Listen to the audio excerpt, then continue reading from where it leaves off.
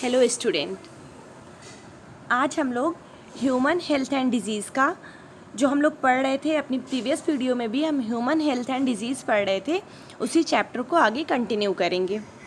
इसमें हमें एड्स पढ़ना था आज। एड्स जो कि एक डिज़ीज़ है जिसका नाम है एक्वायर्ड इम्यूनो डिफिशियंसी सिंड्रोम। तो सबसे पहले हम ये जान लेंगे कि एड्स कैसी डिजीज़ है, क्या होता है इसमें। एड्स शब्द उपार्जित प्रतिरक्षा न्यूनता संलक्षण यानी कि एक्वायर्ड इम्यूनो डिफिशियंसी सिंड्रोम के लिए प्रयुक्त होता है। इसका अर्थ है प्रतिरक्षा तंत्र की न्यूनता, यानी जो हमारा इम्यून सिस्टम है वो इसमें बहुत ज़्यादा कमज़ोर हो जाता है, जो व्यक्ति के जीवन काल में उपार्जित होती है, जो कि इस बात का संकेत है कि ये न्यूनता कोई जन्मजात रोग नहीं है। जो एड्स है वो कोई जन्मजात रोग नहीं है। ऐसा नहीं कि ये कोई जेनेटिक है कि बचपन माँ बाप ऐसे बचपन में से हो गया है। तो ये क्या होता है, ये न्यूनता ये उपार्जित होती है, एक्वायर्ड होती है, और उसके बाद ये डिज़ीज़ कहीं से मिल जाती है। फिर उसके बाद ये होता है कि ये डिज़ीज़ होती है जिसकी वजह से प्रतिरक्षा तंत्र जो हमारा है, इम्यूनिटी सिस्टम, वो एकदम कमज़ोर हो जाता है। एड्स का सबसे पहले 1981 में पता चला, जो लगभग पिछले 25 वर्षों में सारे विश्व में फैल गया। क्या हुआ कि इसका पता जो था वो कब चला, इसका पता हमें 1981 में चला और फिर पूरे विश्व में फैल गया, और इस रोग से 2,50,00,000 लोगों की मृत्यु हो चुकी है एड्स से। अब यहाँ पे हमें डायग्राम दिया हुआ है कि कैसे जो ये वायरस होते हैं एड्स के हमारी बॉडी में इंटर करते हैं। एड्स के वायरस का नाम है HIV, human immunodeficiency virus. AIDS के वायरस का नाम है HIV, और जो डिज़ीज़ है, बीमारी है, उसका नाम है एड्स, AIDS, और जो वायरस है उसका नाम है HIV। तो यहाँ पे हमें ये डायग्राम से हमें रिप्रेजेंट किया गया है कि कैसे ये जो एड्स का वायरस होता है कैसे आता है हमारी बॉडी में। जो एड्स का वायरस है HIV, वो एक रेट्रो वायरस है, पश्च विषाणु। इसके ऊपर एक प्रोटीन का कवर चढ़ा होता है, वायरल प्रोटीन कोट। फिर उसके बाद ये जो होता है सामान्य कोशिका में आता है। सामान्य कोशिका में आने के बाद ये वहाँ के DNA को, जो हमारे होस्ट की सेल होती हैं, जो हमारी सेल होती है, उसमें इंटर कर जाता है।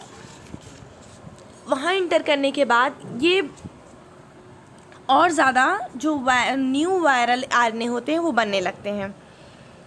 जब नए वायरस बनने लगते हैं तो ये T लिम्फोसाइट को नष्ट करते हैं। T लिम्फोसाइट हम पढ़ चुके हैं कि बहुत ही इंपॉर्टेंट है हमारे इम्यून सिस्टम के लिए। T लिम्फोसाइट एंटीबॉडीज़ बनाती है, तो उसको ये डिस्ट्रॉय करने लगते हैं, जिसकी वजह से हमारा जो इम्यून सिस्टम है एकदम कमज़ोर हो जाता है। देखिए, एड्स एक विषाणु वायरस है जो मानव में प्रतिरक्षा न्यूनता विषाणु HIV, ह्यूमन इम्यूनोडिफिशियंसी वायरस के कारण होता है, जैसा कि हमने अभी आपको बताया। HIV विषाणुओं के उस समूह में आता है जिसे पश्च विषाणु रेट्रो वायरस कहते हैं, जिसमें RNA जीनोम को ढकने के लिए आवरण होता है। यहाँ पे बताया जा रहा है कि जो HIV वायरस है ये रेट्रो वायरस है, पश्च विषाणु ये इसे कहते हैं, जिसमें जीनोम को ढकने के लिए एक प्रोटीन की कवरिंग होती है। आमतौर पर HIV का संक्रमण निम्नलिखित से होता है।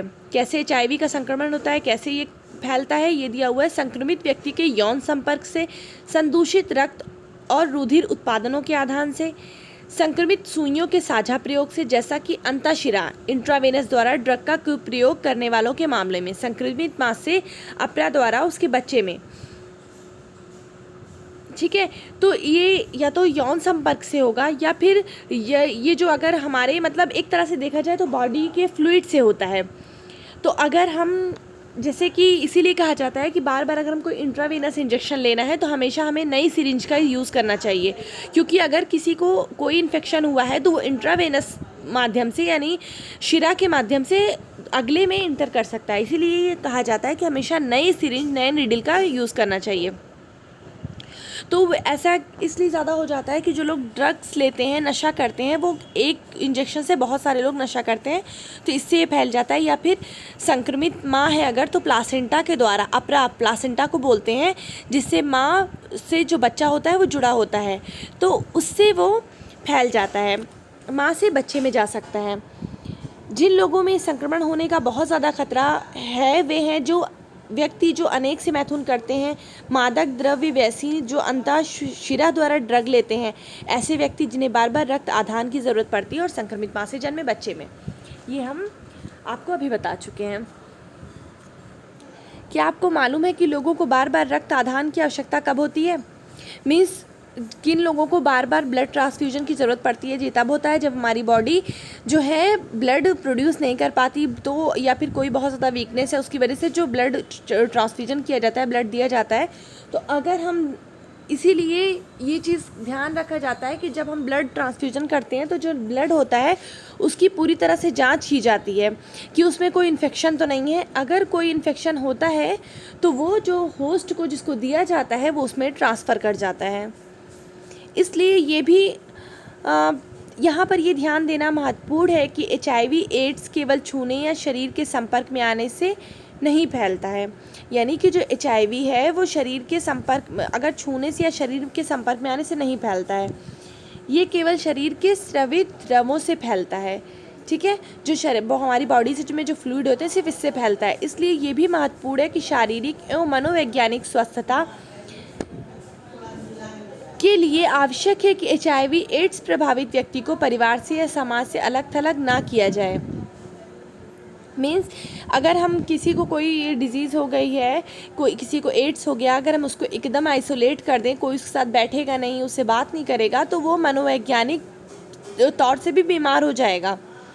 तो इसलिए कहा गया है कि उसको समाज से एकदम अलग थलग ना किया जाए। बस सिर्फ ध्यान रखना चाहिए कि कोई फ्लूइड का कांटेक्ट नहीं होना चाहिए। पता लगाइए और ऐसी परिस्थितियों की सूची बनाइए। संक्रमण होने और एड्स के लक्षण प्रकट होने के बीच हमेशा अंतराल होता है। ये अवधि कुछ महीनों से लेकर कई वर्षों, प्रायः 5 से 10 वर्ष की होती है। ऐसा होता है कि जब संक्रमण होता है और लक्षण प्रकट होने में, इसको बोलते हैं इंक्यूबेशन पीरियड। इंक्यूबेशन पीरियड वो जब हमें संक्रमण हुआ उसके बाद लक्षण के जो प्रकट होने का टाइम होता है उसको इंक्यूबेशन पीरियड कहते हैं। तो ये जो एड्स में होता है ये अवधि कुछ महीनों से, कभी कभी 10 वर्ष की होती है। मीन्स किसी को इन्फेक्शन हो गया है तो उसको लक्षण प्रकट कब होंगे? 5 से 10 साल बाद।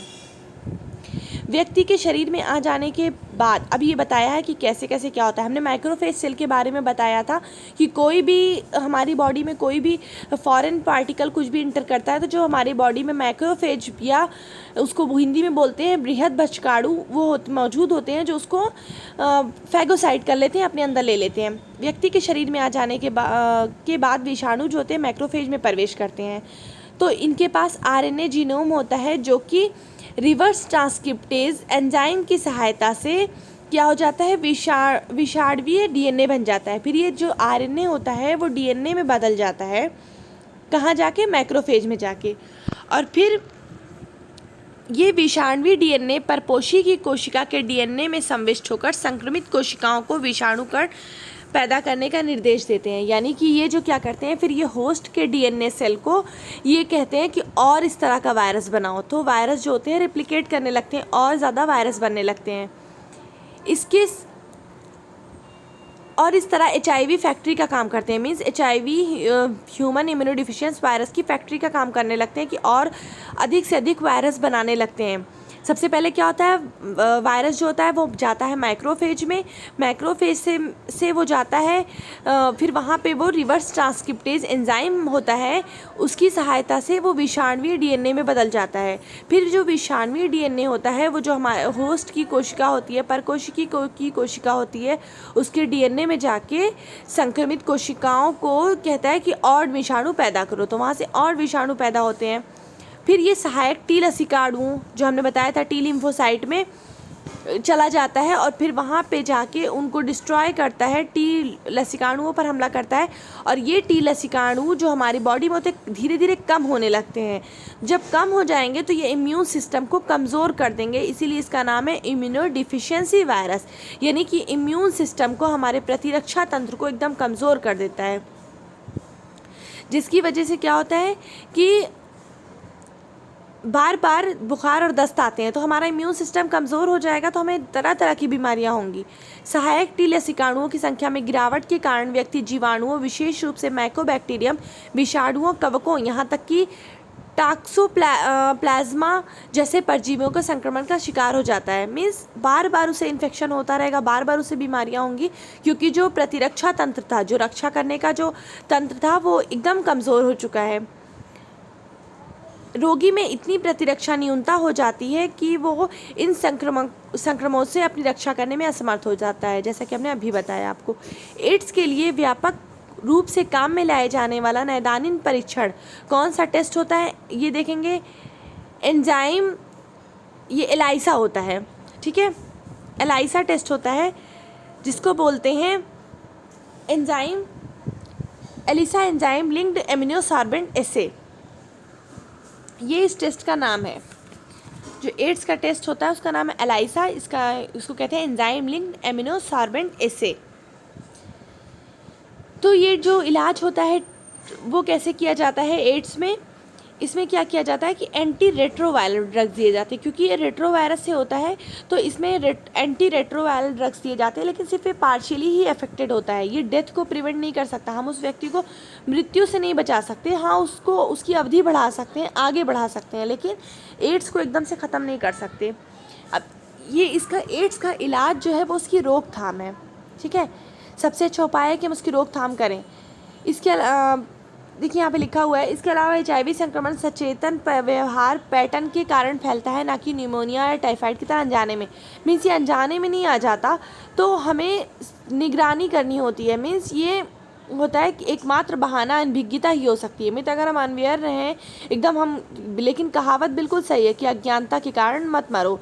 मीन्स कि हमें इतना अवेयर रहना चाहिए कि हमें ये चीज़ें पहले से ध्यान देनी चाहिए कि हमें कोई भी मीन्स जो है कि इंजेक्शन से या जो ब्लड के थ्रू कांटेक्ट होने से पहले हमें एकदम ये कंफर्म होना चाहिए कि इस आदमी के अंदर कोई संक्रमण नहीं है। हमारे देश में राष्ट्रीय एड्स नियंत्रण संगठन NACO, national AIDS control organisation और अन्य गैर सरकारी संगठन NGO लोगों को एड्स के बारे में शिक्षित करने के लिए बहुत कार्य कर रहे हैं। HIV संक्रमण को फैलने से रोकने के लिए विश्व स्वास्थ्य संगठन यानी WHO ने अनेक, इसका नाम होता है इंग्लिश में वर्ल्ड हेल्थ ऑर्गेनाइजेशन, ने अनेक कार्यक्रम आरंभ किए हैं। रक्त बैंकों के रक्त को HIV से मुक्त करना, सार्वजनिक और निजी अस्पतालों और क्लिनिकों में प्रयोज्य डिस्पोजल सुइयां और सिरिंज ही काम में लाई जाए, इसकी व्यवस्था करना।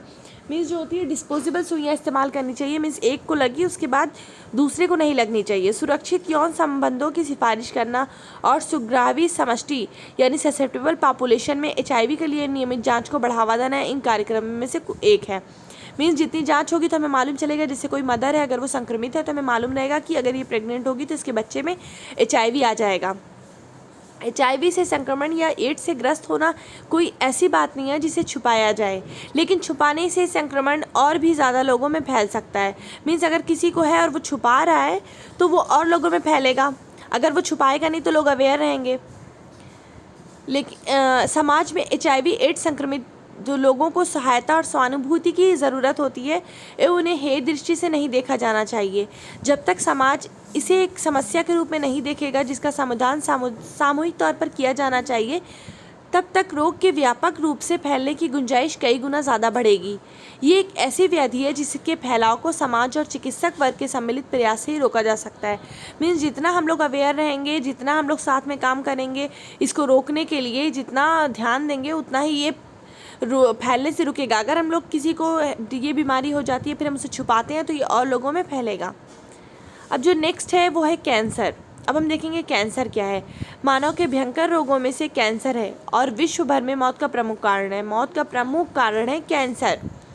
भारतवर्ष में प्रतिवर्ष 10 लाख से भी ज़्यादा लोग कैंसर से पीड़ित होते हैं और इससे बड़ी संख्या में मर जाते हैं। मीन्स कैंसर बहुत ज़्यादा लोगों में हो जाता है और फिर उसके बाद ये मर जाते हैं। तो कैंसर का हम देखेंगे मैकेनिज़्म कि कैंसर कैसे होता है। कैंसर में सबसे पहले हमें जान लें कि कैंसर जो डिज़ीज़ है वो क्या होता है। इसमें जो सेल होती है, हमारी कोशिका होती है, वो अनकंट्रोल्ड तरीके से बिना रोकथाम के बढ़ने लगती है, जिसे कैंसर कहते हैं।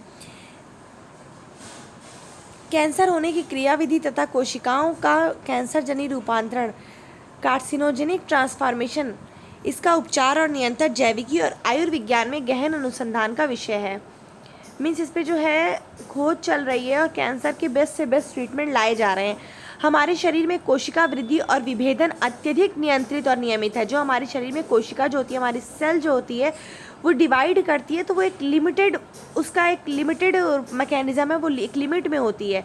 कैंसर कोशिकाओं में नियमित क्रियाविधियाँ टूट जाती हैं। कैंसर कोशिका में क्या होता है कि ये जो क्रियाविधि होती है वो टूट जाती है। प्रसामान्य कोशिका ऐसा गुण दर्शाती हैं जिसे संस्पर्श संदमन कॉन्टैक्ट इनहिबिशन कहते हैं, और इसी गुण के कारण दूसरी कोशिकाओं से उनका संस्पर्श उनकी अनियंत्रित वृद्धि को संदमित करता है। क्या होने लगता है कि अनियंत्रित वृद्धि होने लगती है। ऐसा लगता है कि कैंसर कोशिकाओं में गुण खत्म हो गया है, जिसके स्वरूप जिसे कैंसर कोशिकाएं विभाजित होना जारी रख कोशिकाओं का भंडार खड़ा कर देती है, जिसे अर्बुद ट्यूमर कहा जाता है। ठीक है, ये कोशिका इतनी डिवाइड होती है कि इसका भंडार खड़ा हो जाता है, जिसे हम लोग ट्यूमर कहते हैं। ये ट्यूमर दो तरह के होते हैं, बिनाइन और मैलिग्नेंट, जिसको सुदम और दुर्दम कहते हैं। जो बिनाइन होता है वो हल्का होता है, मीन्स वो फैलता नहीं है, और जो मैलिग्नेंट होता है वो फैलता है। सुदम अर्बुद सामान्यतः अपने मूल स्थान पर सीमित रहते हैं, शरीर के दूसरे भागों में नहीं फैलते, इनसे मामूली क्षति होती है। देखिए वही बात यहाँ पे लिखी हुई है। दूसरी और दुर्दम अर्बुद प्रतिरोधी कोशिकाओं का पुंज है, जो नव द्रवीय यानी नियोप्लास्टिक कोशिका कहलाती है। नियोप्लास्टिक कोशिका कहलाती है, और ये आसपास के जो सामान्य टिश्यू, सामान्य ऊतक होते हैं, उन पे हमला करती है और फैलती है।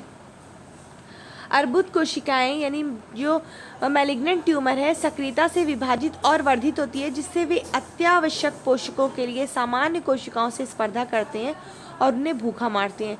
ये क्या करते हैं कि स्पर्धा करने लगते हैं सामान्य कोशिकाओं से और उन्हें मारने लगते हैं। ऐसे अर्बुदों से उतरी हुई कोशिकाएं रक्त द्वारा दूर दराज स्थलों पर पहुंच जाती हैं।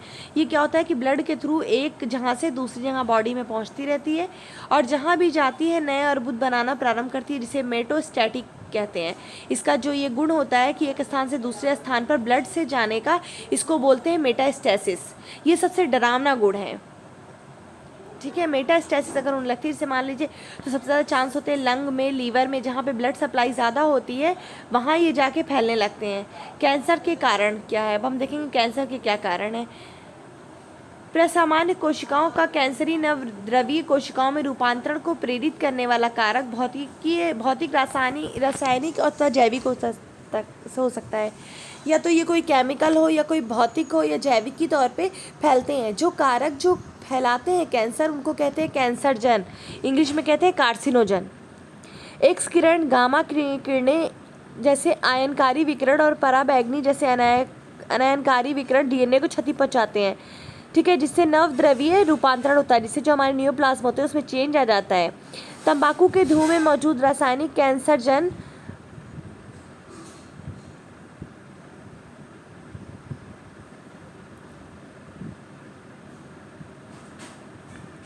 फेफड़े के कैंसर का मुख्य कारण है। तंबाकू के धुएं में एक रासायनिक कार्सिनोजन प्रेजेंट होता है, जो कि फेफड़े के कैंसर को उत्पन्न करता है। कैंसर उत्पन्न करने वाले विषाणु अबुर्दीय विषाणु यानी ऑन्कोजेनिक वायरस कहलाते हैं। इनमें जो जीन होते हैं उन्हें वायरल ऑन्कोजन या विषाणुवीय अबुर्दीजीन जीन कहते हैं। इसके अलावा प्रसामान्य कोशिकाओं में कई जीनों का पता चलता है, जिन्हें कुछ विशेष परिस्थितियों में संक्रित किए जाने पर वे कोशिकाओं का कैंसर जनीय रूपांतरण कर देती हैं। तो ये जीन क्या कहलाते हैं, सेलुलर ऑन्कोजेनिक सियांक या प्रोटो ऑन्कोजिन कहलाते हैं। कैंसर अभिज्ञान व निदान। अब कैंसर का निदान कैसे करते हैं, तो कैंसर का शुरू में पता लगाना बहुत ही आवश्यक है, क्योंकि ऐसा होने पर कई मामलों में इस रोग का सफलतापूर्वक उपचार किया जा सकता है। यानी कि अगर कैंसर की स्टार्टिंग स्टेज में ही हमें पता चल जाए तो इसका इलाज पॉसिबल है। कैंसर अभिज्ञान ऊतकों की जीवती परीक्षा यानी बायोप्सी। अब बायोप्सी क्या होता है, बायोप्सी छोटा सा स्मॉल सा पार्टिकल टिश्यू का टुकड़ा हम ले लेते हैं और उसमें देखते हैं कि ये रोग विज्ञानी द्वारा जांच किया जाता है, तो इससे पता चलता है। और आंतरिक अंगों में, अंदर के अंगों में पता लगाने के लिए रेडियोग्राफी और एक्स किरणों का प्रयोग, या सीटी, कंप्यूटर टोमोग्राफी, या चुंबकीय अनुनादी इमेजिंग जिसको एमआरआई बोलते हैं, बहुत सारी तकनीकें मौजूद हैं। और कोई ऐसा होता तो हम फिर बायोप्सी करा लेते हैं, छोटा सा टुकड़ा लेके उसमें देख लेते हैं। कुछ कैंसरों का पता लगाने के लिए कैंसर विशिष्ट प्रतिजनों के विरुद्ध प्रतिरक्षियों का भी पता लगाया जाता है। क्या करते हैं कि हम छोटा सा उसको, जैसे कि ये हमने पढ़ा था कि वैक्सीनेशन जैसे किया जाता है, उस टाइप से करके करते हैं, देखते हैं जिस प्रकार का कार्सिनोजन उसमें ज़्यादा मीन्स जिसमें ज़्यादा प्रिडिस्पोज कराते हैं, फिर देखते हैं तो फिर उसी चीज़ से बचने की सलाह दी जाती है। कैंसर का उपचार करने के लिए शल्य प्रक्रिया सर्जरी की जाती है और प्रतिरक्षा चिकित्सा का सहारा लिया जाता है। विकिरण चिकित्सा में अर्बुद कोशिकाओं को घातक रूप से किरणित इरिटेटेड किया जाता है, जिसमें क्या किया जाता है कि जो अर्बुद कोशिकाएं होती हैं उनको निशाना बनाया जाता है और उसको डिस्ट्रॉय किया जाता है। लेकिन सामान्य कोशिकाएं जो होती है तक उनका पूरा ध्यान रखा जाता है और ट्यूमर जो होते हैं इनको डिस्ट्रॉय किया जाता है। और ऐसी कैंसर कोशिकाओं को मारने के लिए कीमोथेराप्यूटिक औषधि काम में लाई जाती हैं। कीमोथेरेपी का नाम सुना होगा, लेकिन कीमोथेरेपी के बहुत सारे वो होती है कि जैसे बाल झड़ने लगते हैं, रक्तता होती है। अधिकांश कैंसर का उपचार शल्यकर्म यानी कि सर्जरी के द्वारा किया जाता है। अर्बुद कोशिकाएं प्रतिरक्षा तंत्र द्वारा पता लगाए जाने और नष्ट किए जाने से बचती है, इसलिए ऐसे पदार्थ दिए जाते हैं जिन्हें जैविक अनुक्रिया रूपांतरण कहते हैं, यानी कि जैविक तौर पे उनका रूपांतरण कराया जाता है, जैसे वाई इंटरफेरॉन जो उनके प्रतिरक्षा तंत्र को संकृत करता है और अर्बुद को नष्ट करने में सहायता करता है। वाई इंटरफेरॉन दिया जाता है जिससे जो उनके ट्यूमर्स हैं वो डिस्ट्रॉय हो जाए प्रतिरक्षा तंत्र द्वारा। ठीक है, अब हमारा ये हमने एड्स और कैंसर पढ़ लिया। अब हमें पढ़ना है ड्रग्स और अल्कोहल का कुप्रयोग, जो कि हम अपनी नेक्स्ट वीडियो में पढ़ेंगे। Thank you.